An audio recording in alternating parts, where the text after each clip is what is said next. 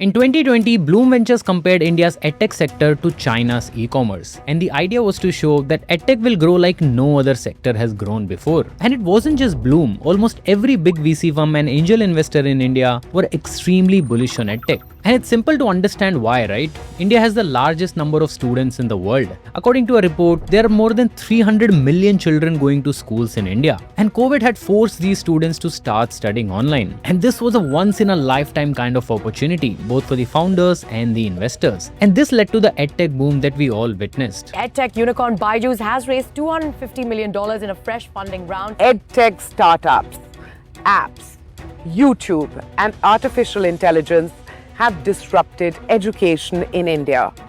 Thousands of new companies were started and billions of dollars were invested in these companies. And the vision was to democratize quality education in India. But we all know what happened, right? In a matter of just a couple of years, India's edtech bubble had burst. Investors had stopped putting any more money and the company struggled to just stay alive. And this story of Indian EdTech 1.0, as I like to call it, has been told many times. Even on Backstage with Millionaires, we have talked about it on multiple occasions. But today I want to talk about EdTech 2.0. What does the future look like for Indian EdTech companies? And how can companies use technology and AI to deliver true education the right way? Also, I spoke to Aakash Chaudhary of Aakash Institution for this video. He's someone who has decades of experience in India's education sector and also someone who is building for the future of education in India. So please watch this video till the end. I'm sure you'll take away some important lessons.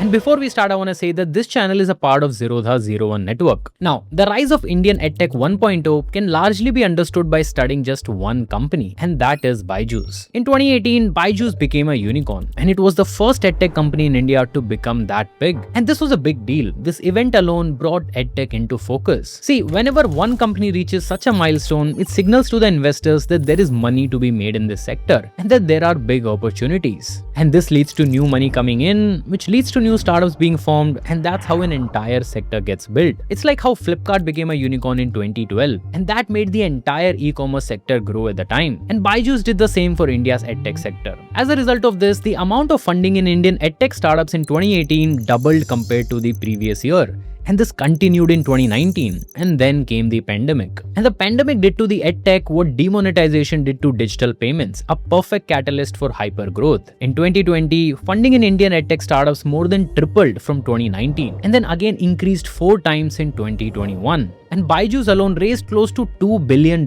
in these 2 years. And that is precisely what led to company's eventual downfall. See, the edtech business is different from other businesses in a very simple manner, in that it's a service plus product business. So your job doesn't end after you sell someone a course. It actually starts from there. You have to carefully hold a student's hand throughout this entire journey. And only if the student is happy and recommends more people to buy your course, you can say that you have a successful business. But this wasn't the case with companies like BYJU'S. The company was so focused on making sales that the after-service part of actually teaching the students the right way went for a toss. The other problem that I saw was most of these edtech guys were pretty good with technology. They understood, how to scale, how to record, how to structure it, how to promote it. But they lacked one basic thing. They didn't understand the academic pedagogy, how a teacher thinks, how a teacher changes the example in the middle of the program because of the vibe that he or she is getting from the students. So the pedagogical understanding was very, very low.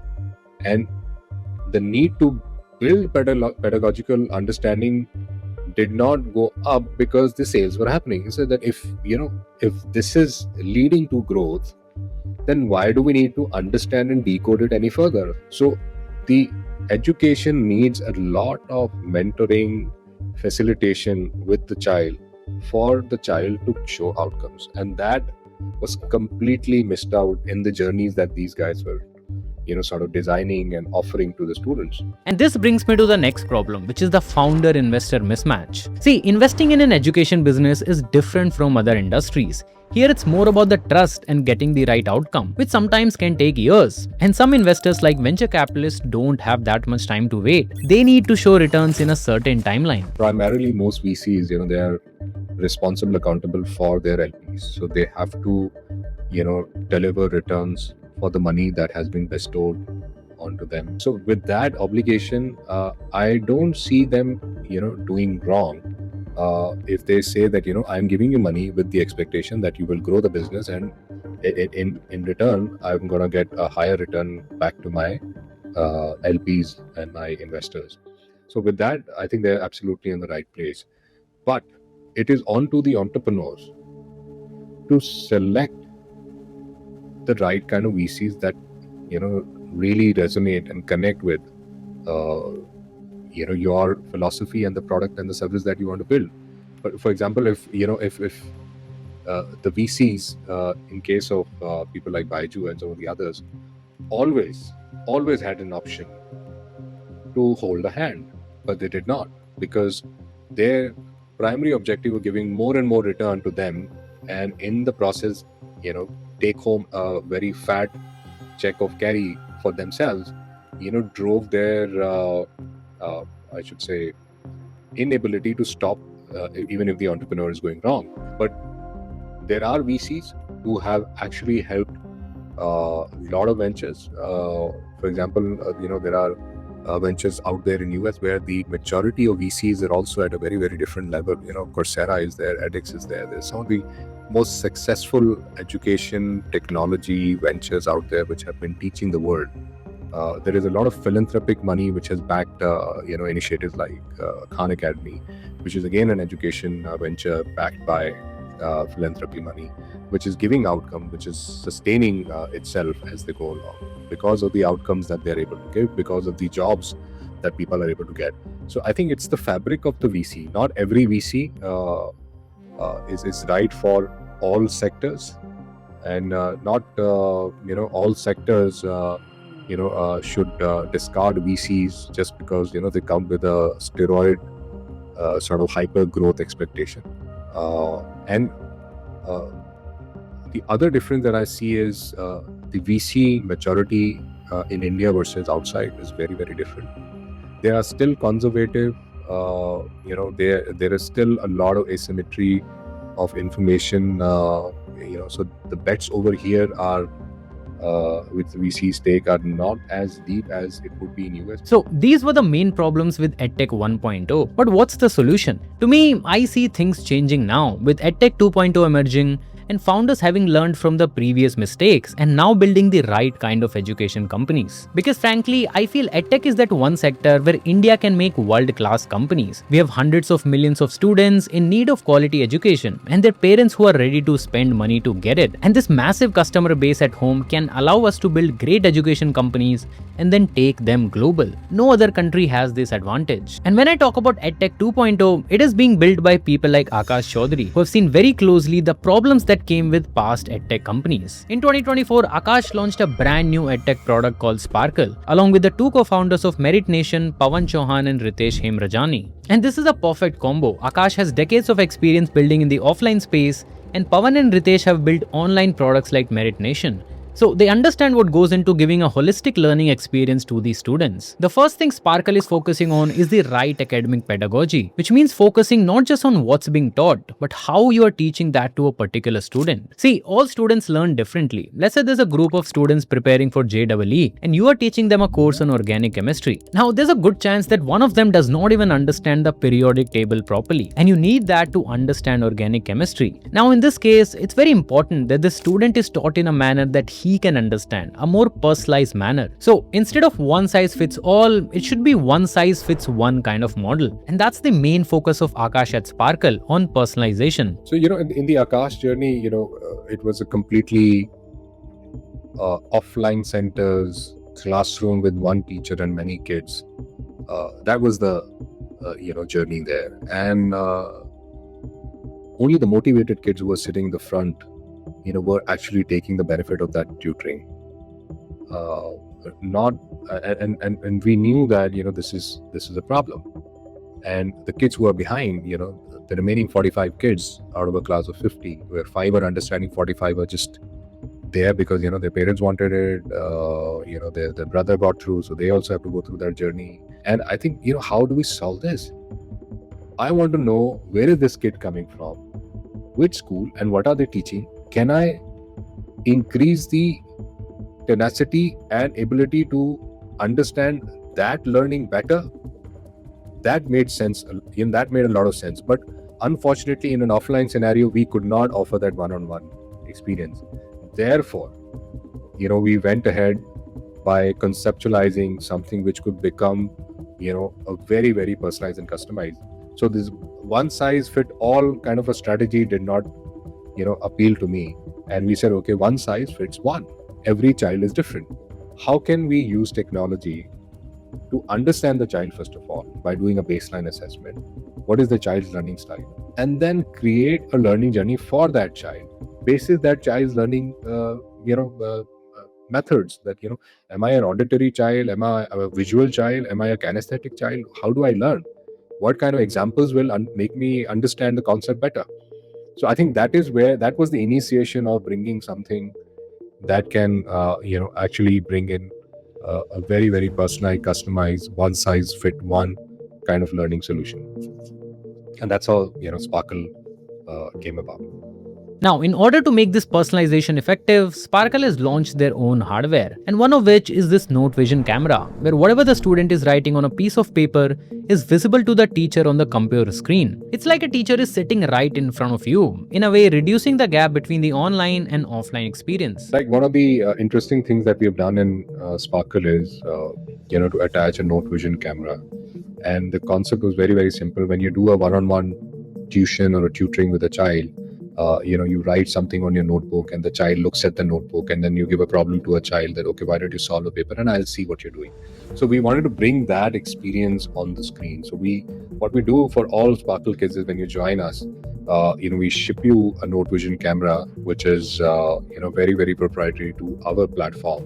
So you plug that camera, and your normal school jotter or notebook, whatever you use, with your pen or pencil, whatever you write on that paper, the teacher on the screen is able to see exactly what you're writing, so that the teacher can annotate right there and then, "Bacha, you're going wrong here. Why don't you make a change here? This is not looking right." And then what teacher can also do is actually bring that entire piece of snapshot of what the child has written with their hands onto the screen and annotate on top of that, this is how we should do it. This is the example that I was talking about. And all of this is getting recorded at the back end and will become part of the summary that goes to the parent, that, this is what your child was taught. This is where the child was stuck. These were the examples used by our teacher, and the concept was closed and additional problems were given. So very, very transparent, yet very, very efficient system. And the final thing that Sparkle is doing extensively is the correct use of AI. See, nowadays AI has become so common that every founder say that they're building using AI. Doesn't matter what they're building and how much tech play their product has. And especially in the content and education space, with the help of large language models, you can have endless things you can do with AI. But that's not the moat anymore. Everyone has access to these AI tools. What matters now is for what you're using AI for. Is it just to generate and dump loads and loads of content on students? Or are you really using AI to solve the harder problems in education? So in our experience, I think AI, first of all, solves a lot of your content problem. Once it solves the content problem, you don't have to really spend hours and man hours to build the content which already exists. And the second part comes is how to comprehend even the complex set of concepts in a simple, acceptable, comprehensible language. So I think what it does is it creates the content. It allows you to comprehend that content in a way that you can consume and munch over it. And after that, when you use that content in the classroom, you are able to monitor each and everything with the help of AI. Who is studying what, for what time, when are they dropping off, which point, which concept are they dropping off, and has there been a pattern of dropping off when it comes to a certain type of concept or a certain time of the day.